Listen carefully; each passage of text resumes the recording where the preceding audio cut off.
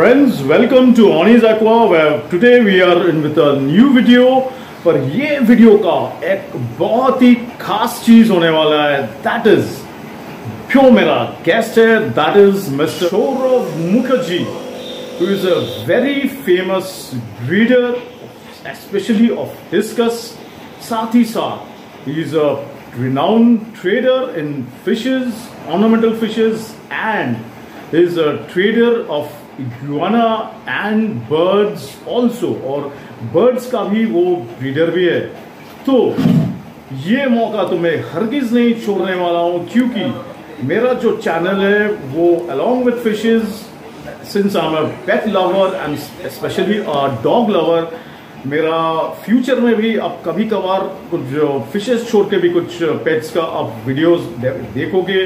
तो considering mister Diptanshu Mukherjee is such a versatile trader and breeder, तो ये मौका मैं कैसे हाथ से छोड़ देने वाला हूँ. Welcome Saurabh da to the show. Is mister Saurabh Mukherjee, जो आपको बोले हैं कि is such a versatile person in entire Bengal, all in one. Thank you Aniban and welcome Aniban. हाँ, बहुत दिन बाद मिल रहा हूँ. बिल्कुल, थैंक यू सो मच. तो सौरभ दा, ये फिर जरा बोलिएगा ना कि एज टू आप जो डिस्कस ब्रीडिंग अब करते हो, इसका कुछ ये अपने कहाँ से स्टार्ट किए हो? देखिए, मैंने स्टार्ट किया है पिछले 4 साल से. ठीक है, 3.5-4 साल से, मतलब ब्रीडिंग में. कीपिंग डिस्कस अलग बात है, ठीक है, मगर ब्रीडिंग में जैसे मेरे ब्रीड, मतलब जब मेरा छोटा बच्चा डिस्कस लिया था मैंने, हाँ, वो जब 2.5 साल में करीबन 5.5 इंच 6 इंच हुआ, मैं देखा कम्युनिटी टैंक में एक फीमेल एग ले कर रहा है और एक मेल गार्ड दे रहा है. तो ठीक है, तो मैंने उन दोनों को हटाया, एक छोटा सा टैंक लिया 18 बाई 18 बाई 18 का क्यूब. हाँ, थोड़ा नेट पे स्टडी किया.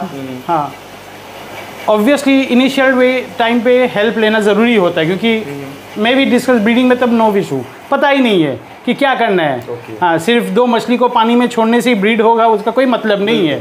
तो बहुत कुछ पैरामीटर्स है जो हमें मेंटेन करना पड़ता है, जो ग्रेजुअली हम आज भी स्टडी कर रहे हैं. And it's a studying process, it's a learning process. हाँ. अच्छा, तो कैन वी नो सकते हैं कि एज टू आप किसका आपको रिगार्डिंग डिस्कस ब्रीडिंग में किसका आपको डायरेक्ट हेल्प मिला था, ताकि शायद आपकी तरह बहुत लोग जो लोग डिस्कस ब्रीडिंग करना चाहते हो, शायद उन लोग से या आपसे उनको थोड़ा हेल्प मिल जाए. देखिए, मैं कुछ वीडियोस गैब्रियल पसोदा का मैं फॉलो करता था. ठीक है, फिर रॉबर्ट लिन का हुआ, मार्क टैन का मैं सुनता था. फिर मैंने बॉम्बे का कुछ 2-3 ब्रीडर के साथ दोस्ती हुआ, जैसे होता है आज के ज़माने में. हाँ, बिकॉज इंटरनेट इतना एक चीज़ है कि सब एकदम कॉम्पैक्ट ला दिया हम लोग के सामने. तो इसीलिए कुछ बॉम्बे का अच्छा ब्रीडर्स है जो मुझे हेल्प किया था कि देखो ऐसा ऐसा करो. हाँ, अब सबका अलग अलग टेक्निक है. मैंने ये देखा कि सबका अलग अलग टेक्निक है. कोई बोलता है कि 80 TDS में रखो, कोई बोलता है कि 150 TDS में भी हो जाएगा. तो सबका अलग अलग पैटर्न है. सब कोई बोलता है कि मिथिलिन ब्लू डालो, कोई बोलता है मत डालो, कोई बोलता है लाइट जला के रखो. तो इनिशियल पहला 2-3 बार फ्लॉप हुआ, ऑब्वियसली होगा.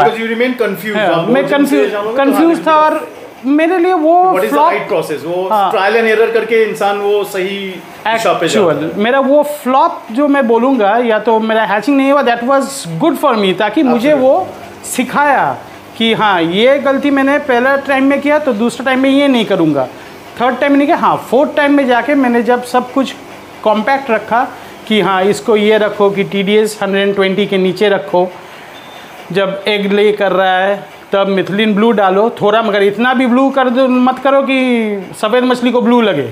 हाँ, तो वो थोड़ा पैरामीटर्स को वो मेंटेन करना है. कांस्टेंट टेम्परेचर रखो, जैसे 28 to 30 के बीच में.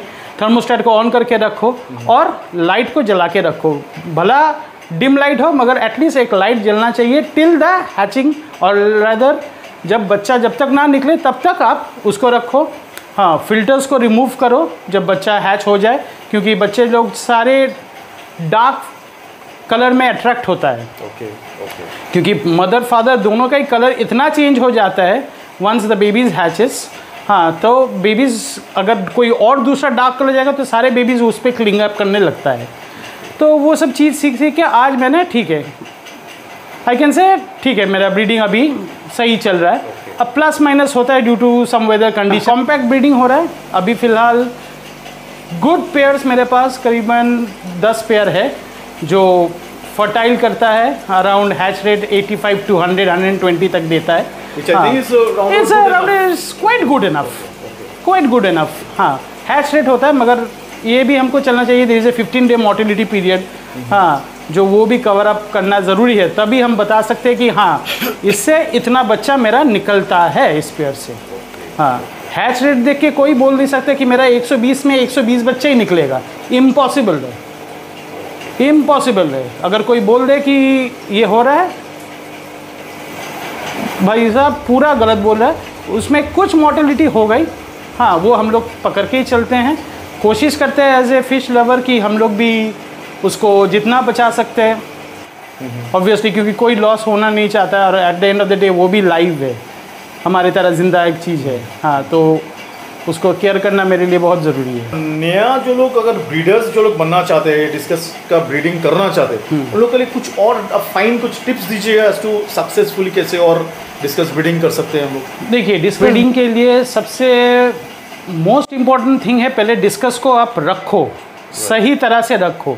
एक ब्रीडिंग पेयर मेरे पास पैसा हो सकता है, मेरे पास बहुत बेशुमार पैसा है, मगर इसका ये मतलब नहीं है कि मैं ब्रीडिंग पेयर ले लिया, मेरे पास कुछ आइडिया नहीं है कि कैसे क्या करना है। एक क्यूब्स देख लिया, क्योंकि आज के ज़माने में यूट्यूब दिखाता है 15 मिनट में रसगुल्ला हो जाता है, मगर एक्चुअली होता है नहीं। खुद भी ट्राई कर लो, नहीं होगा, पॉसिबल नहीं हो। नहीं तो मिठाई का दुकान 15 मिनट में वो 15 मिनट में होता ही नहीं।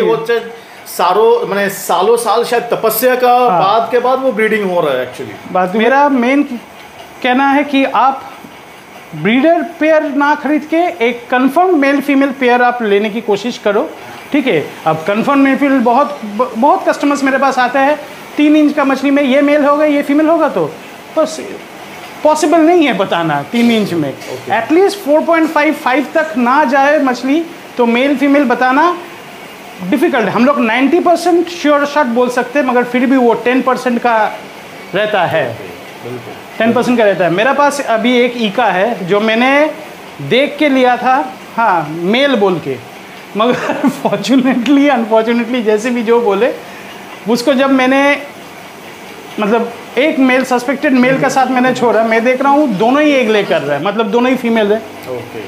हाँ, अब इसको इसलिए एक्चुअली मुझे हटाना पड़ा उसी को। यानी जिन्होंने एक्चुअली आपको सेल किया उनका मेल बोल के ही wasn't very sure about it. नहीं, ही वाज़न्ट श्योर क्योंकि उसका स्ट्रक्चर मेल की तरह था एकदम।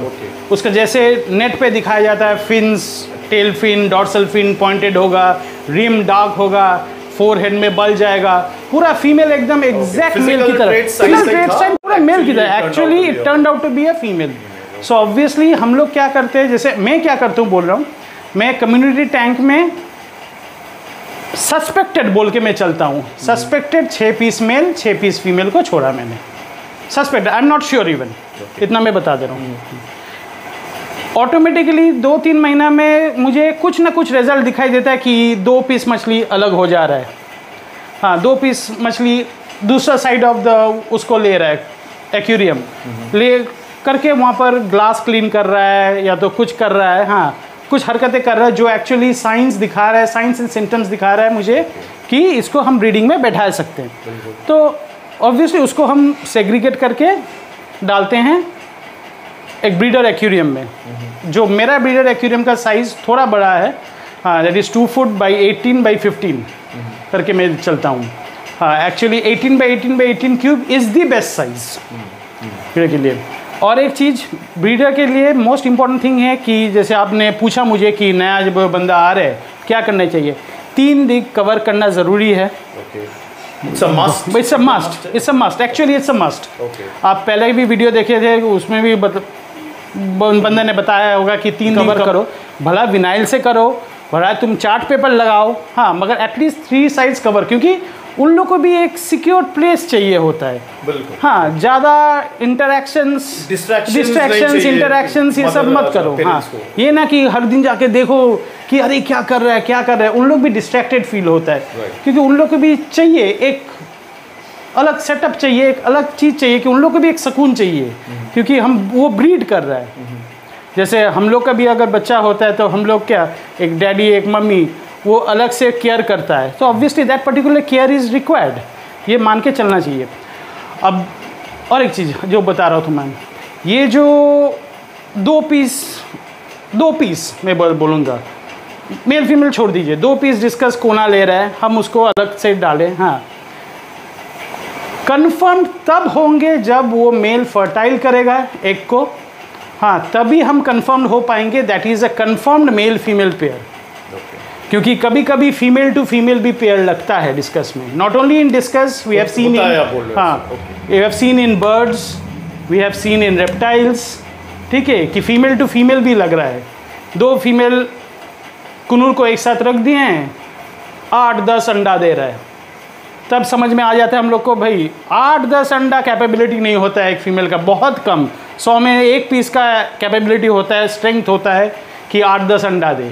तभी हम लोग उसको डीएनए टेस्टिंग करवाते हैं या तो फिर से रीचेक डीएनए करवाते हैं, तब हमें समझ में आता है कि हाँ सॉरी बॉस, दोनों फीमेल को हम लगा दिए थे गलती से। हम लोग 1-2-3 बार ट्राई कर लेते हैं, हाँ अगर 3-4 बार देखें कि ये इनफर्टाइल ही जा रहा है बार बार, तब एक शक आता है मन में कि बस गलत पेयर इन लोग कर रहा है, ठीक है, इसको पेयर को ब्रेकअप करना ज़रूरी है।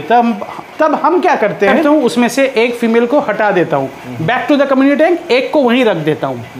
उस कम्युनिटी टैंक से मैं फिर देखता हूँ, 2 से 3 दिन का गैप दे देता हूँ फीमेल को, फीडिंग अच्छी तरह से एटलीस्ट 3-4 बार फीडिंग देता हूँ, 2-3 बार पानी साइफन रेगुलरली करना चालू करता हूँ दिन में, ताकि वो फीमेल एग ले किया मतलब उसका कुछ प्रोटीन लॉस हुआ है, हाँ उसका विटामिन्स ज़रूरी है, हाँ जो विटामिन्स हम लोग देते हैं मछली को, वो सब देके उस फीमेल को मैं तैयार किया। एटलीस्ट 7 डेज़, 3 to 7 डेज़ का टाइम लेता हूँ मैं। फिर एक सस्पेक्टेड मेल, अगेन मैं बोलूँगा, ठीक है, जिसको मैं देख के लग रहा है कि हाँ बॉस ये मेल हो सकता है, कम्युनिटी टैंक में बुलिंग कर रहा है, मतलब दूसरा मेल को अटैक कर रहा है, फीमेल को अटैक नहीं कर रहा है, तब मुझे समझ में आता है कि हाँ बॉस ये शायद मेल हो सकता है। फिर उसको उस फीमेल का साथ मैं डालता हूँ। मैं टोटली डिपेंड करता हूँ ऑन द नेचुरल बॉन्डिंग, जो कम्युनिटी टैंक में बॉन्डिंग हो रहा है मैं उसको ही रखने का कोशिश करता हूँ। हाँ हो सकता है कोई बंदा बोलेगा कि हो ही सकता है, और हुआ भी है मेरे पास, जैसे एक white face fire, white face red का साथ एक ब्लू डायमंड का पेयर लग गया।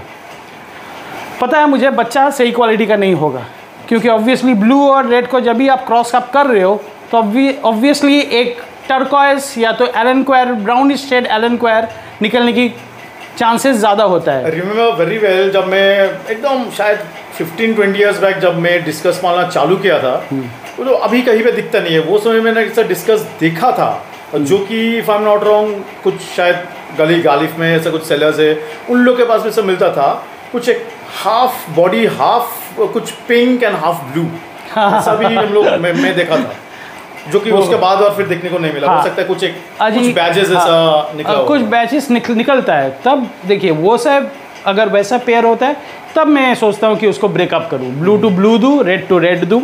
हाँ कोशिश करूँ रेड टू रेड, अगर रेड पूरा नहीं मिल रहा ठीक है, मैं चलो रेड चेकर बोर्ड का साथ डाल दिया मैंने, तो रेड गोल्डन सनमीरा का साथ डाल दिया मैंने, ठीक है, ताकि रेड जनरेशन वो कैरी करे, मेरा जो बच्चा निकले उसका एटलीस्ट 75 to 80% रेड निकले, बाकी थोड़ा मिक्सचर निकले तो चल जाता है, ठीक है। तो दिस इज़ अ थिंग। तो मैं नया बंदे को बोलूँगा कि भाई पहले आप मछली को रखो, मछली को पालो पहले, उसके बाद ब्रीडिंग में जाओ। हाँ, उसके बाद काफी साल नहीं, ठीक है, अब बड़ी मछली खरीदो, फिशेस को जानोगे ही नहीं, तो नेचुरली ब्रीडिंग कैसे लोगे। हाँ अच्छा एक और बता, बहुत ही इंटरेस्टिंग चीज़ आप मेंशन किए थे, इसके बारे में जानना चाहिए, because with my limited knowledge I am hearing it for the first time, that is आप कुछ फिशेस का जब आप बोले कि वो दोनों ही पेयरिंग में फीमेल निकला एंड ऑल, तो आप डीएनए टेस्ट के बारे में? नहीं, DNA test is only for birds, इसलिए मैं बोल रहा था कि डीएनए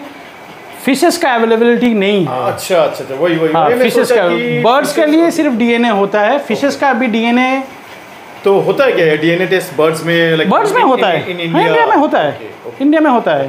प्रणिधि है जो बेंगलोर में है, वो डीएनए टेस्टिंग करता है।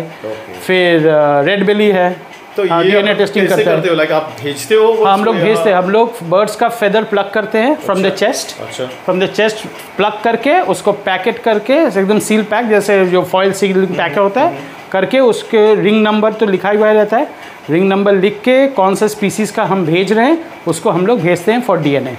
DNA is a must, because आज के ज़माने में बड़ी पंछी के में अगर DNA नहीं करवाएंगे तो बहुत डिफ़िकल्ट है। बहुत डिफ़िकल्ट है। अच्छा, और आप थोड़ा डिस्कस का क्वारंटाइन, मैं तो मानता हूँ सबसे मोस्ट इम्पोर्टेंट चीज होता है। वेरी एक आपका गलत मछली आ गया with any sort of parasites हो, कुछ इन्फेक्शंस हो, तो वो तो आपका पूरा टैंक भी पूरा बर्बाद भी कर देगा। पूरा इतना इन्फेक्शियस नॉर्मली होता है डिस्कस का डिजीज। हाँ। तो आपका क्वारंटाइन का प्रोसेस थोड़ा बोलिएगा, वो बहुत वो काम में आएगा सभी डिस्कस कीपर्स के लिए। देखिए, पहली बात है, जब फिशेस में बाहर से आता है, मैं तो कभी भी 100% पानी भरा हुआ टैंक में छोड़ता नहीं हूँ। First and foremost of all, क्योंकि अगर 100% पानी में रखो छोड़ेंगे, देखिएगा बहुत मछली जाके नीचे सो जा रहा है, नीचे एकदम फ्लैट हो जा रहा है, तो नया हॉबिस्ट या नया कोई जो भी हो वो घबरा जाएगा, वो सोचेगा अरे यार ये मर गया, रे ये क्या हो गया। तो हम सबको बोलते हैं कि जब भी नया छोड़ रहे हो 50% पानी में छोड़ो पहले, फर्स्ट थिंग, ताकि पानी का जो प्रेशर है, जो नया मछली जा रहा है नया जगह में, हाँ, वो अपने आप को थोड़ा बैलेंस कर सके। क्योंकि एक चीज़ आप सोचिए, जो मछली बाहर से आ रही है हमारे पास, वो एटलीस्ट 48 आवर्स जर्नी करके आ रहा है, और आ रहा है किसमें, छोटा सा एक पैकेट, सील्ड पैकेट, हाँ, पानी भी बहुत कम है, वो 2 दिन उस पानी में एडजस्ट किया है। अचानक आप अगर उसको फटाक से 100% पानी में डालोगे, वो ऑब्वियसली वो अपना बैलेंस संभाल नहीं पाएगा due to the water pressure. तो मैं सबको बोलता हूँ पहले 50% में डालो, ठीक है, 50% में डाल के मछली को एक दिन छोड़ दो आराम से, लाइट ऑफ करके पूरा ईयर दो, पूरा पंप चलाओ, एकदम फुल स्पीड में पंप चलाओ, हाँ, और हो सके तो एक थर्मोस्टेट को डाल दो ताकि टेम्परेचर फ्लक्चुएशंस हो तो वो अपने आप को संभाल सके। 2 दिन वॉच करो मछली को। फिर नॉर्मल मैं जो यूज़ करता हूँ, मैं बबल ट्रबल्स का एसेंशियल सॉल्ट यूज़ करता हूँ, बेहतरीन सॉल्ट है, इतना मैं बोलूँगा। या तो आप फिर अगर नहीं हो सकता नॉर्मल रॉक सॉल्ट दो आप, नॉर्मल जो रॉक सॉल्ट का पैकेट मिलता है, मगर वो भी मतलब ठीक है, वो जितना भी कोई बोले कि 100% शुद्ध है, अरे भाई नहीं है, इंडिया में कुछ भी शुद्ध नहीं है, पहली बात है। और एनी अदर मेडिकेशन रिक्वायर्ड कि मस्ट? मेडिकेशन देखिए, मैं नॉर्मली ज़्यादा मेडिकेशन डिस्कस में नहीं डालता, मतलब इन क्वारंटाइन में? इन क्वारंटाइन में मैं बबल ट्रबल्स का एसेंशियल डाला, एक्वासेफ डाला, ठीक है।